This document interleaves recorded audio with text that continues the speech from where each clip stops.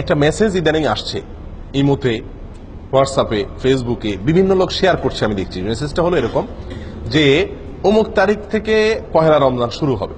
এই সংবাদটা আপনি যদি একজন মানুষকে প্রথম দেন তাহলে আপনার জন্য আল্লাহ জাহান্নাম হারাম করে দিবে। বলেন সুবহানাল্লাহ। আমিন না লিখে যাবেন না, আমিন না বলে যাবেন না। এরকম একটি মেসেজ আমরা ইদানিং দেখছি যে এটি আপনার ফেসবুকে, আপনার ইমোতে, হোয়াটসঅ্যাপে বিভিন্ন জায়গায় মানুষ শেয়ার করতেছে এবং আমার কাছে বহু লোক পাঠাইছে দেখলাম। তো এই যে একটি জিনিস, এটার ভিত্তি কতটুকু?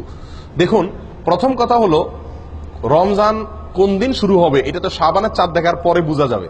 এখনো শাবানের চাঁদ দেখা বহুত বাকি আছে, তার আগে থেকে অমুক তারিখ থেকে রমজান, এটা তাহলে প্রথম একটা মিথ্যা দিয়া শুরু, একটা প্রতারণা দিয়া শুরু। দ্বিতীয়ত কথা হলো, এরকম কথা নবী সাল্লাল্লাহু আলাইহি সাল্লাম কখনো বলেন নাই। এটা নবী সাল্লাল্লাহু আলাইহি সাল্লামের মিথ্যাচার। কেউ যদি এই কথা শেয়ার করে, এই কথা অন্যের কাছে পাঠায়, এই কথার প্রচার করে, এই কথাকে লাইক করে, এটাকে ভালো মনে করে কমেন্ট করে, এটাকে বিশ্বাস করে, মনে রাখতে হবে নবী সাল্লাল্লাহু আলাইহি সাল্লামের একটি ভয়াবহ সতর্কবাণী আছে।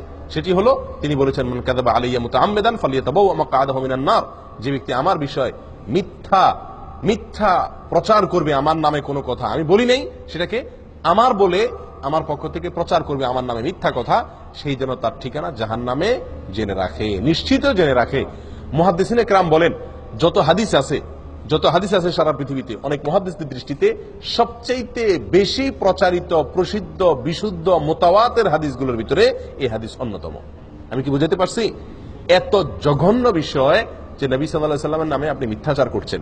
প্রিয় ভাইরা, না বুঝে এই মেসেজটা আমরা অনেকেই শেয়ার করছি, অনেকের কাছে পাঠাচ্ছি, এটাকে বিশ্বাস করছি। মনে রাখতে হবে, এরকম কোন কথার ভিত্তি শরীয়তে নাই। রমজান অমুক তারিখ হবে, অমুক তারিখে হবে, এই সংবাদটি আপনি যদি প্রথম কাউকে দেন তাহলে আপনার জন্য জাহান্নাম মাফ হয়ে যাবে। এটা যদি আপনি এতজনের মাঝে শেয়ার করেন তাহলে আপনার এত সওয়াব হবে।